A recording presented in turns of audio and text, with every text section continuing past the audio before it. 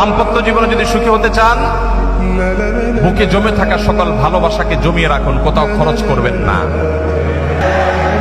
রাস্তাঘাটে, পার্কে, ক্লাসরুমে, অজায়গায় কুজায়গায় ভালোবাসা সব খরচ করে বিয়ের পরে যখন ভালোবাসা বিনিময় করার দরকার হবে তখন দেখবেন পুঁজিতে টান পড়েছে, তখন দেখবেন পুঁজি আর পাওয়া যাচ্ছে না।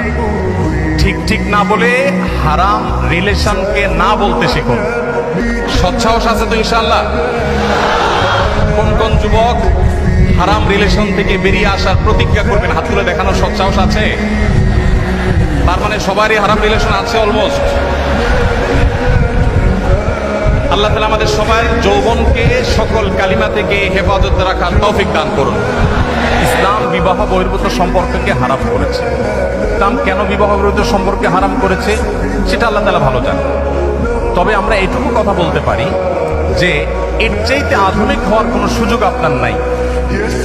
এখানে একজন হুজুর আছেন আমাদের মুখতার ভাই, আপনারা তুলনামূলকভাবে হুজুরদেরকে দেখবেন যে মুখতার ভাই তো বাসার বাইরে বেরিয়ে হতে চান না।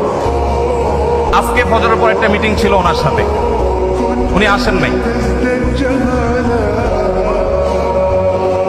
হুজুররা তারা বাসাতে এত বেশি আবদ্ধ, এত বেশি তাদের স্বামী স্ত্রীর মধ্যে বোঝাপড়া এত বেশি, হুজুরদের মধ্যেও যে কিছু ব্যতিক্রম নাই তা না, আমি সেটা স্বীকার করে নিয়েই বলছি। তুলনামূলকভাবে যারা আছে, ভাইকে রশি দিয়ে টেনে বাসা থেকে বের করা যায় না। শুধুমাত্র ভাই কেন, এ রোগের রোগী আমি নিজেও, আমরা সবাই কম বেশি।